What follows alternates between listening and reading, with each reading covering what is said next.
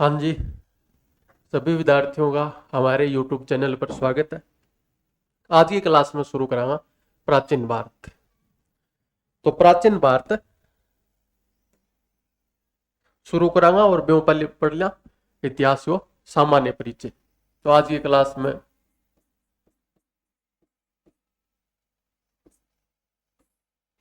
सामान्य परिचय,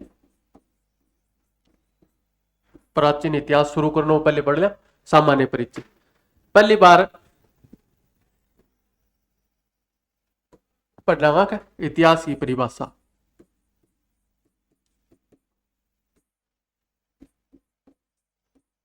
परिभाषा इतिहास शुरू करने पहले पढ़ना इतिहास की परिभाषा।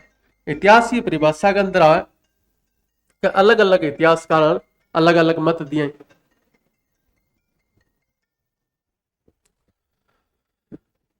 प्रमुख रूप से जो परिभाषा है इतिहास की भाव है अतीत और वर्तमान के बीच वो अनंत संवाद।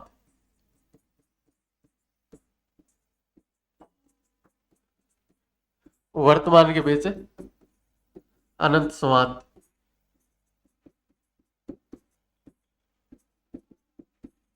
यानी कि निरंतर चलता रहने वाला संवाद।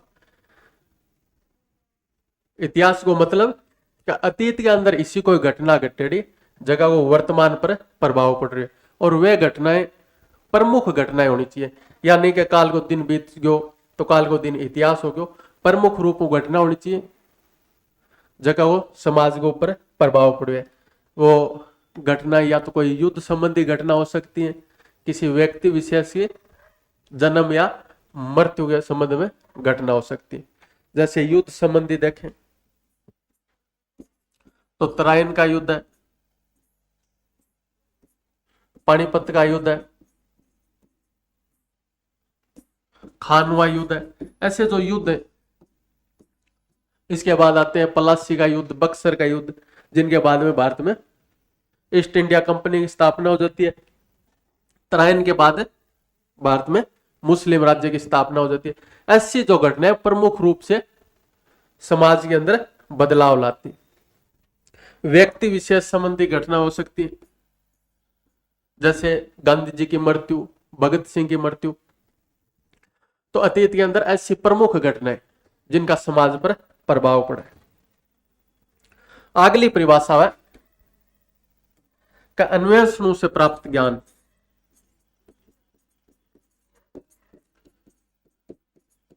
अन्वेषणों से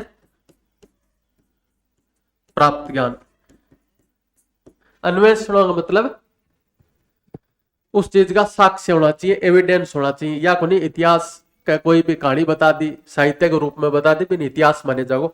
इतिहास को मतलब है कि सबूत होना चाहिए। कोई भी घटना बता रहा, युद्ध की घटना है तो बिना सबूत होना चाहिए, साक्ष्य होना चाहिए। जिस चीज का साक्ष्य होगा वही इतिहास माने जाओ। तो पहली प्रमुख रूप परिभाषा अतीत और वर्तमान के बीच वो अनंत संवाद, निरंतर चलते रहने वाला। और एक परिभाषा अन्वेषण से प्राप्त ज्ञान, सोर्सेज होना चाहिए भी चीज। इतिहास की परिभाषा बाद में पढ़ना इतिहास को जनक।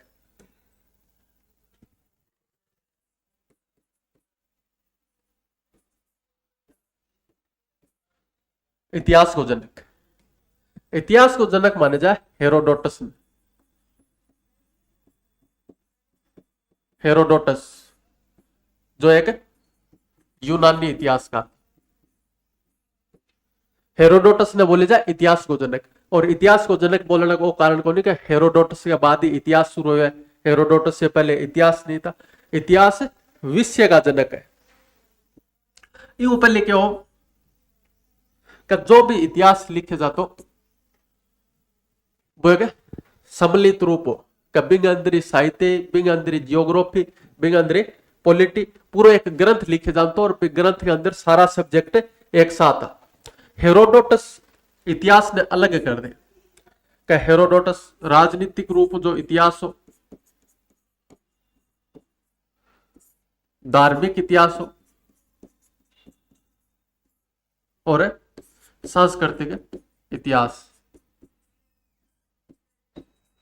धार्मिक, राजनीतिक और सांस्कृतिक इतिहास ने अलग सब्जेक्ट बना दे। उससे पहले क्यों सम्मिलित रूप हो बिग अंदर सारा ग्रंथ होता।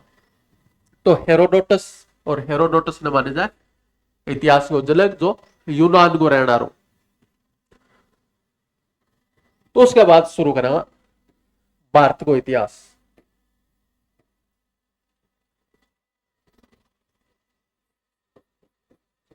भारत का इतिहास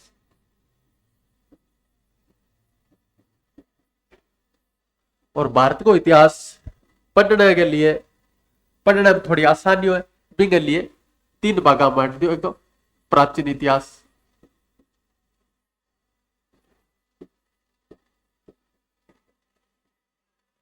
मध्यकालीन इतिहास और आधुनिक इतिहास। प्राचीन, मध्यकालीन और आधुनिक। आज की क्लास में शुरू करेंगे प्राचीन इतिहास।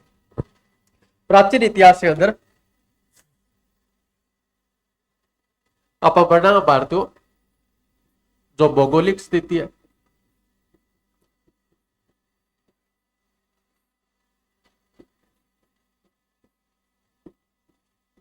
भारत को नामकरण और इतिहास जानने का प्रमुख स्रोत।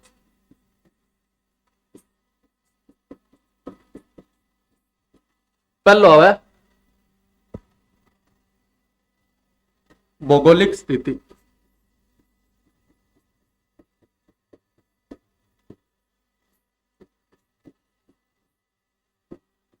प्राचीन इतिहास शुरू करेंगे और प्राचीन इतिहास के अंदर पढ़ना भौगोलिक स्थिति, नामकरण और प्रमुख स्रोत। आज की क्लास के बारे में सिर्फ सामान्य परिचय के बारे में जान रहे। भौगोलिक स्थिति के बारे में ज्योग्राफी की क्लास है मैंने शुरुआत में पढ़ लिया। क्या उत्तर का मायने हिमालय, दक्षिण का मायने हिंद महासागर है, बीच को जो भूभाग है बिन बोले जाए भारत। और शुरुआत में अफ्रीका को हिस्सा होया करते और अफ्रीका को टूट गए यूरेशियन प्लेटो जो है भारत की जो प्लेट है यूरेशियन प्लेट टकरा और भी हिमालय को निर्माण हुआ। और फिर हिमालय का निर्माण हो भारत की जो आज की भौगोलिक स्थिति है बेउपल्ली जो गर्म स्थान होया कर तो हिमालय का निर्माण बाद में मानसून शुरू है और जंगल पहाड़ बगो निर्माण शुरू है। तो यह चीज पढ़ लिया जियोग्राफी की क्लास के में। इतिहास में पढ़ा भारत को नामकरण।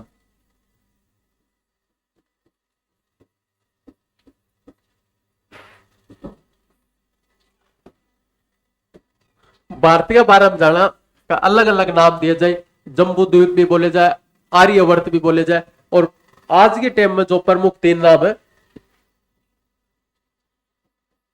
पहला नाम है भारत, दूसरा नाम है हिंदुस्तान और एक नाम बोले जाए इंडिया। तो वर्तमान में जो बोले जाए भारत, हिंदुस्तान और इंडिया, तीनों नाम के बारे में जानेगा। का भारत को नाम है भारत ही क्यों रखे गए इनके बारे में जाना। तो इतिहास के अंदर 2 कहानियां। एक तो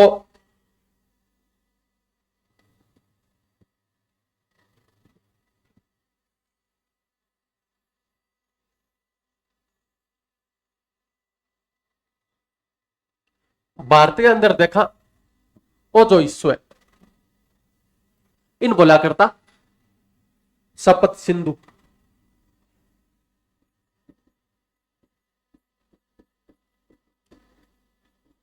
वर्तमान में जो कश्मीर, पंजाब को ले गए कश्मीर तक जो हिस्सा है बिन बोला करता सप्त सिंधु। सप्त सिंधु बोलने को कारण हो कि सिंधु और सिंधु की 6 सहायक नदियां आपको अपवा तंत्र बनाती ये पूरे क्षेत्र में। उर्व शुरू हो जाए पंजाब को कश्मीर, सिंध और पाकिस्तान को कुछ हिस्सों और पाकिस्तान तो संपूर्ण पाकिस्तान और अफगानिस्तान को कुछ हिस्सों। तो ये पूरा क्षेत्र ने बोलता सप्त सिंधु। सिंधु की 6 साइट नदियां, रावी, व्यास, चिनाब, झेलम और घग्गर नदी। इस क्षेत्र में पहले रहा करता कबीलाई लोग। आज जिया अलग अलग राज्य होया, राज्य बेसाबू पहले होता अलग अलग कबीला। जगह कबीला में अन्नू कबीलो, एक यदु कबीलो और एक तुर्वस और भरत नाम को कबीलो और एक पूर्व कबीला। तो ये साबू अलग अलग कबीला होया करता। आज जो राज्य भी साबू कबीला अंदर हो एक भरत कबीलो और भरत कबीला और आ जाओ सुदास। शासन करने को आधार शुरुआती का महीनों शक्ति के ऊपर, जो शक्तिशाली कबीलो होगो वो कबीलो राज करेगो। भरत कबीला और आ जाओ सुदास, और सुदास की जो बाकी का कबीला बस साथ युद्ध हुए। जो बात करी सपत सिंधु क्षेत्रों उत्तर भारत में बाकी कबीला सागे युद्ध हुए और बी युद्ध के अंदर सुदास जीत जाए और बिन बोले जाए 10 राज्य युद्ध। पुरुषो युद्ध 10 राज्य युद्ध माने जाए कि एक तरफ 10 राजा और एक तरफ अकेलो सुदास हो और युद्ध हुआ 10 राज्य युद्ध रावी नदी के किनारे और बिब सुदास जीत गया। सुदास जीतने के बाद में सुदास को कबीलो भरत और भरत कबीलो ये पूरे क्षेत्र में फैल जाए।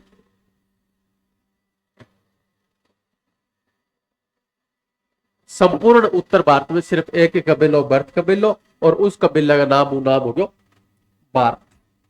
सबसे प्रमाणिक जो कहानी माने जाए कहानी माने जाए सुदासी और इनको वर्णन ऋग्वेद के अंदर भी करे जाए। ऋग्वेद को 7वां मंडल है और 7वें मंडल में वर्णन करे जाए का भारत को नाम बढ़ो भरत नाम गए के कबीला के कारण। दूसरी एक पौराणिक कहानियां और है का महाभारत काल का मायने राजा हुआ दुष्यंत, दुष्यंत को पुत्र हुआ भरत। भरत जब शासक बने तो आपको साम्राज्य पूरा भारत में फैला ले, एक चक्रवर्ती सम्राट बन जाए और जगह कारण भारत को नाम है भारत हो जाए। भरत का नाम जो भी है भारत को नाम रखे गए वो नाम रखे गए भरत नाम हो, चाहे वो भरत कबीलो या दुष्यंत को बेटो भरत हो। समझ में आ गई जनी बात का सपत सिंधु क्षेत्र बोला करता उत्तर भारत में बेग अंदर कबीला आया करता और एक प्रमुख कबीलो भरत कबीलो। भरत कबीला की बाकी कबीला से लड़ाई हुआ और भरत कबीला और राजा सुदास जीत जाए और जीतने के बाद में एक ही कबीलो फैल जाए और बेकार नाम हो जाए भारत। प्रमुख जो बात आएगी का भारत नाम वो सबसे पहले उल्लेख सर्वप्रथम वर्णन कहां मिलता है, भारत नाम लिखड़ो कहां मिला है सबसे पहले एक बात है ना। तो भारत के अंदर एक अभिलेख मिलो हाथी गुफा अभिलेख। हाथी गुफा अभिलेख जो भुवनेश्वर के नजदीक है। भुवनेश्वर के नजदीक उदयगिरी की पहाड़ियां और उदयगिरी की पहाड़ियां के अंदर हाथिया का आकार की गुफा है जो कारण बात बोले जाए हाथी गुफा। और बाद अंदर एक अभिलेख मिले जो लिखवाइड हो खारवेल को। कलिंगो राजाओ खारवेल और खारवेल को लिखवाइड अभिलेख है हाथी गुफा अभिलेख। और उसके अंदर सबसे पहले वर्णन करे गए भारत को और भारत ने संबोधित करो भारतवर्ष बोली।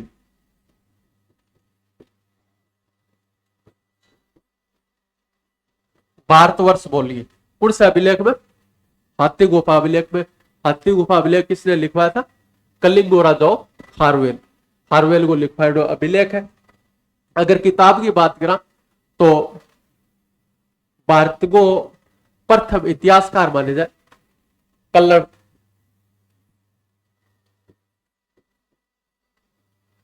कल्लण, और कल्लण एक किताब लिखी राजतरंगिणी। राजतरंगिणी बिग अंदर संबोधित करे भारत ने भारतवर्ष बोलिए। चाहे पुस्तक है, पहली किताब है बिग अंदर नाम बोले जाए भारतवर्ष, पहलो अभिलेख हाथी गुफा अभिलेख, और बिग अंदर भी नाम बोले जाए भारतवर्ष। तो आगे भारत के बारे में भारत को नाम भारत क्यों पड़ो, और सर्वप्रथम उल्लेख कटा मिला। एक तो राजतरंगिणी किताब है जो कल्लण के द्वारा लिखी है, और एक है अभिलेख है जो खारवेल के द्वारा लिखवाई बिग अंदर भारतवर्ष नाम मिले। एक बाद में अगलो नाम देखा हिंदुस्तान।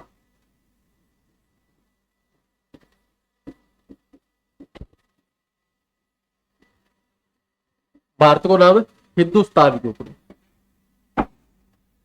हिंदुस्तान जो शब्द है वो हिंदू शब्द है, और हिंदू शब्द है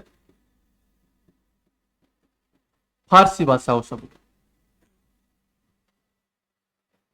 भारतीय नाम में वर्णन करो का सपत सिंधु क्षेत्र भारत को नाम है, यो सपत सिंधु क्षेत्र, और ई नाम हुई निकले है हिंदुस्तान नाम। ये कहानी के का ओ पाकिस्तान को पूरा हिस्सो भारत के अंदर हो, और इस साइड में लागे कर दो ईरान, भारत को जो पड़ोसी राज्य हो ईरान। ईरान के अंदर जो भारतीय सीमावर्ती लोग रहा करता राज्यों मगर दिक्कत थी कि शब्द उच्चारण की। जिस स्थान पर स आवे तो वह स की जगह बोला करता है ईरान के अंदर, आज भी बोले। और पश्चिमी अगर राजस्थान भी देखा, जैसे जैसलमेर नागौर साइड निकले बाद में सारा स की जगह है ही बोले राजस्थान के अंदर, जरा स लगा भी जगह के लगाओ है। तो ईरान के अंदर दिक्कत थी उच्चारण की। शपथ सिंधु स की जगह वह है लगा होता तो शपथ सिंधु बोला करता वह हपत हिंदू। नाम हो शपथ सिंधु और ईरानी बोला करता हपत हिंदू। धीरे धीरे हपत हटाते और शॉर्टकट में नाम देते हिंदू।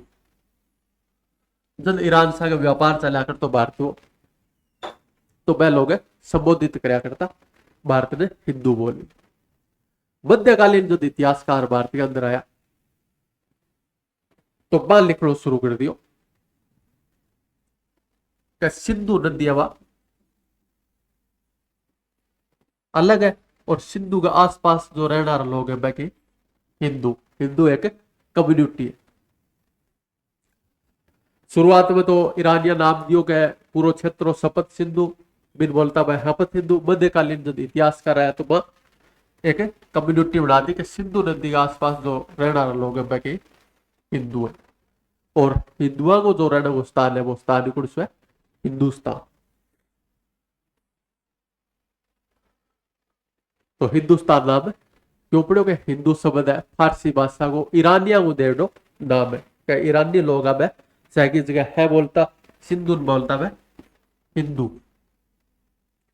भारतीय के तरिया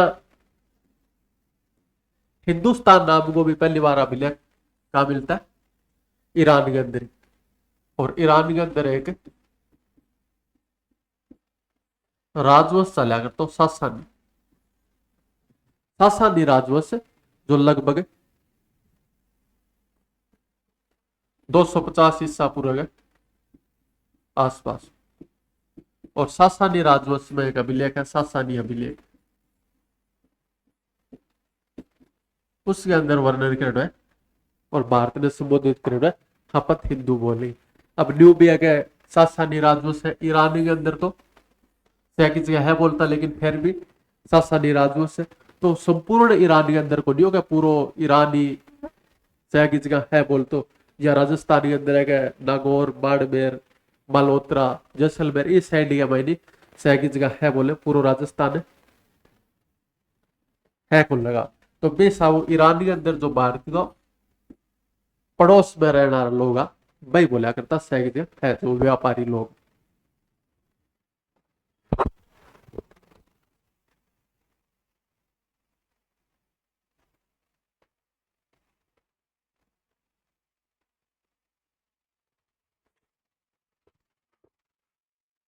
तो भारतीय के बारे में पढ़ लियो और हिंदुस्तान नाम के बारे में पढ़ लियो। एक बाद में अगलो नाम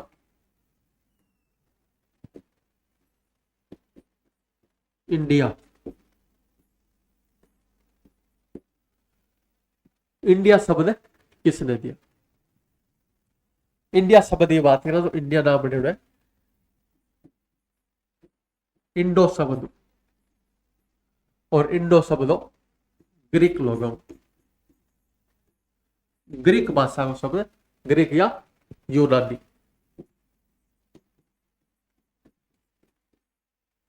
ग्रीक या यूनानी।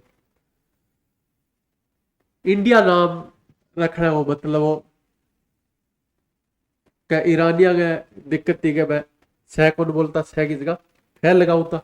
यूनानिया के दिक्कत आई बोलने के मैंने न तो मैं सह बोलता और न है बोलता। जहां पहले नाम हो सिंधु, तो मैं सह की जगह ईरानी बोलता हिंदू। यूनानी जब भारतीय का मैंने है तो सह और है दोनों ही मिटा दे। सह और है दोनों ही कौन बोलता, सिर्फ आगलो नाम बोलता इंडो। और इंडो फिर इंडो हो गयो, इंडो धीरे धीरे इंडिया बोलना शुरू कर दियो। इंगो वर्णन मिले यूनानी ग्रंथ, जहां पहलो इतिहासकार मान्यो हेरोडोटस। हेरोडोटस वर्णन करे सिकंदर जब भारत के ऊपर आक्रमण करे तो सिकंदर को सेनापतियों निर्याक्स आप किताब में वर्णन करा और भारत ने संबोधित करा इंडो बोलिए। और भारतीय बारे में जो संबंध की बात हुआ तो देखा हमेशा कि इंडो ग्रीक संबंध।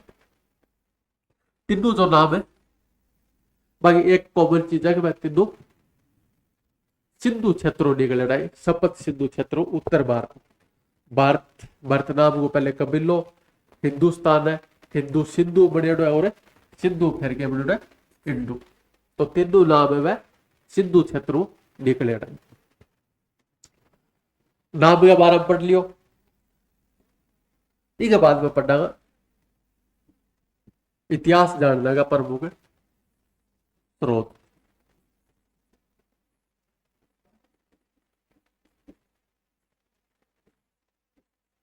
प्रमुख स्रोत अगर भारतीय प्राचीन इतिहास की बात करें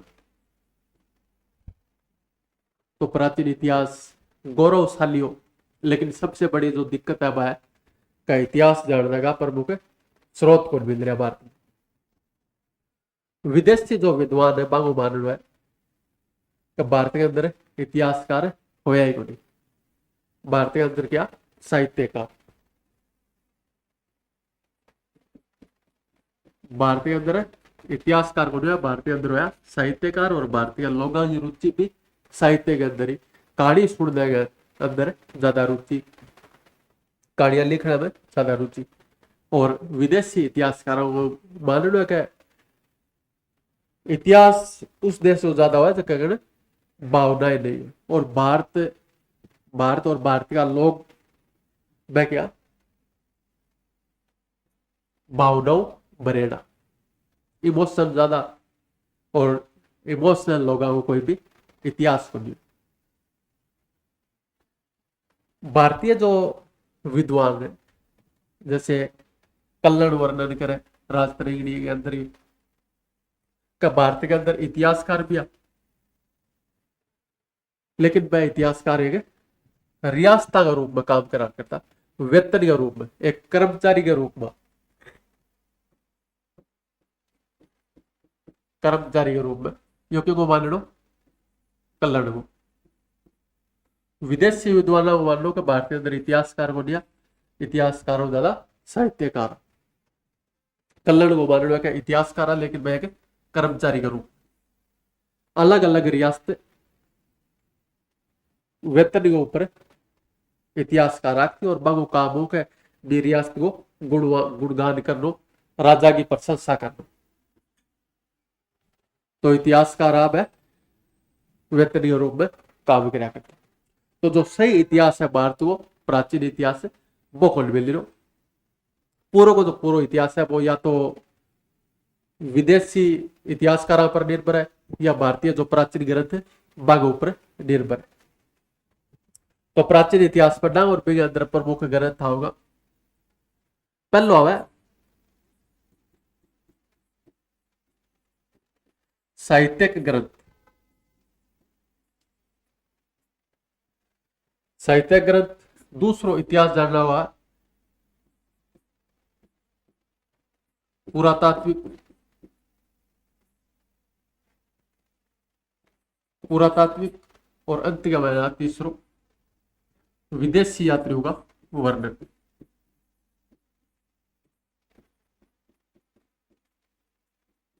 विदेशी यात्रियों का वर्णन। तो भारत को इतिहास जानने को जो प्रमुख स्रोत है वो है साहित्यिक स्रोत। और साहित्यिक स्रोत के बारे में सबसे प्रमुख ग्रंथ,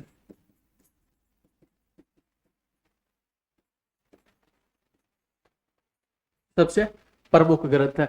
प्रमुख ग्रंथ होने को कारण है कि एक तो संख्या में ज्यादा साहित्य, बहुत ज्यादा संख्या मिल जाए।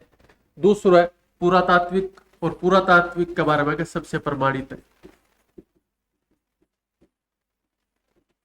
प्राचीन इतिहास जानना वो सबसे प्रमाणित स्रोत है वो क्या पुरातात्विक स्रोत। साहित्यिक ग्रंथ ज्यादा है लेकिन बिग अंदर है कि ज्यादातर जो कहानियां है वह ज्यादातर इतिहासकार है वो है कि कहानियां है, और वह कहानी काल्पनिक भी हो उसके पूरी या थोड़ी मानस के जो भी ग्रंथ मिले वह सारा का सारा सही है। कुछ है वो कल्पना भी हो उसके, झूठी कहानी भी हो उसके, अफवाह भी हो उसके, लेकिन पुरातात्विक स्रोत है वो सबसे प्रमाणित है। और पुरातात्विक के अंदर जैसे सिक्के मिले, भवन मिले, शिलालेख मिले तो वो प्रमाणित है। उसके बाद आता है विदेशी यात्रियों का वर्णन।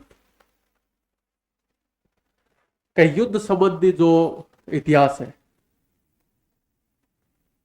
या कोई राजा को काम करवाए बिग बारे में जान दो तो वो विदेशी यात्रा यहाँ पर ज्यादा निर्भर करे, क्योंकि शुरू बात करी के कल्याण वर्णन करेगा कर्मचारी के रूप में इतिहासकार, कर्मचारी के रूप में इतिहासकार, और के कारण दो रियासतों के बीच में जब भी युद्ध हो तो हर रियासत अपने आप ने जीतने घोषित कर दी।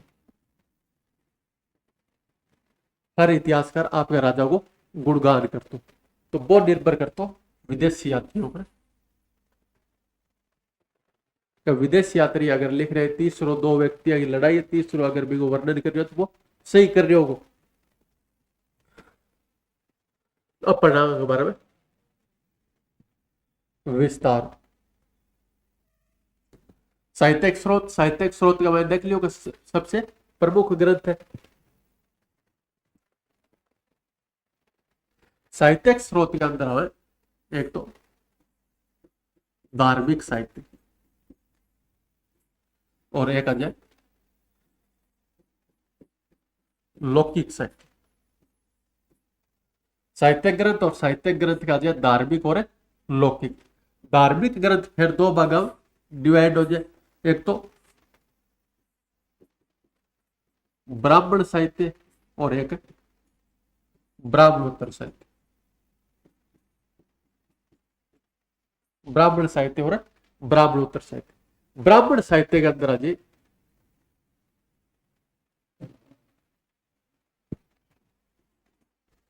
वेद, पुराण, उपनिषद, अन्य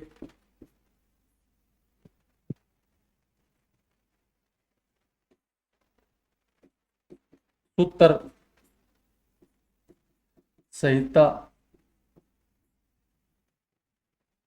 और दो महाकाव्य जी रामायण और महाभारत।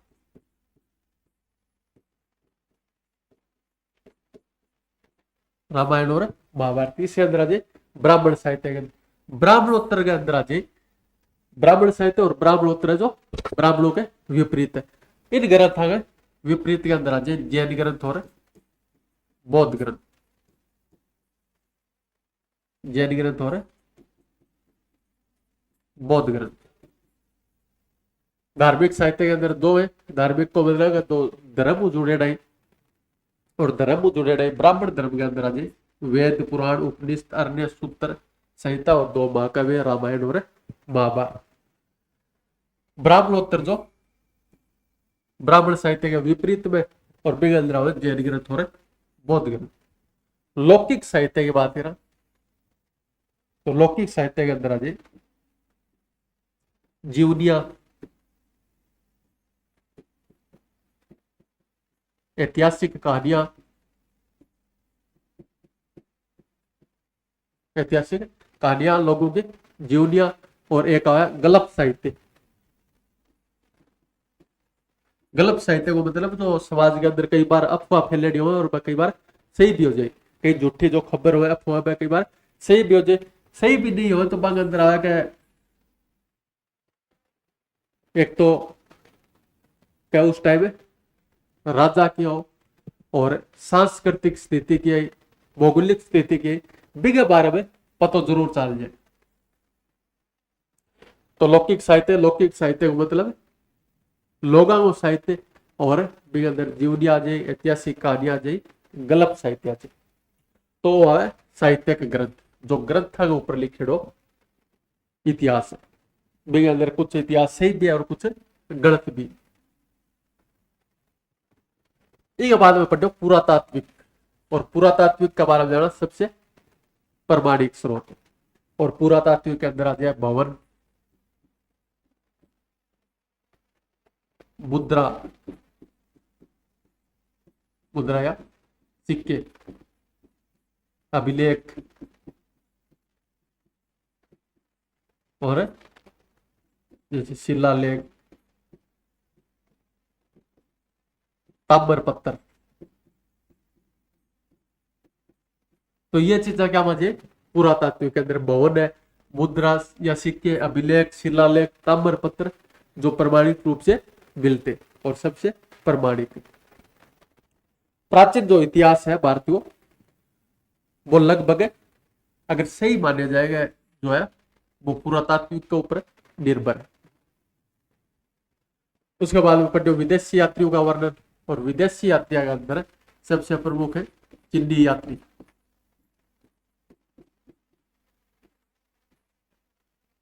यूनानी और अरबी यात्री। तो प्रमुख रूप से चीनी यात्री, यूनानी और अरबी यात्री। तो इतिहास जानने को तीन स्रोत मिले, साहित्यिक स्रोत जो सबसे प्रमुख स्रोत है, पुरातात्विक सबसे प्रमाणित स्रोत है, और विदेशी यात्रियों का वर्णन है जगह के अंदर चीनी यात्री, यूनानी और अरबी यात्रियों को वर्णन मिला। और आगे बारह पढ़ो का जो भी युद्ध संबंधी वर्णन है इतिहास के अंदर वो लगभग विदेशी यात्रियों पर निर्भर करे। या दो रियासतों के बीच में युद्ध हो अगर सही रूप में माने जा तो वो विदेशी यात्रियों पर निर्भर करे। तो आज की क्लास के बाद इतिहास को जो सामान्य परिचय देख लियो का इतिहास की परिभाषा की है, इतिहास को जनक गुण है और भारत को इतिहास और भारतीय इतिहास के अंदर नामकरण और इतिहास जानने का प्रमुख स्रोत। कल की क्लास के बाद शुरू कर दिया भारत को इतिहास।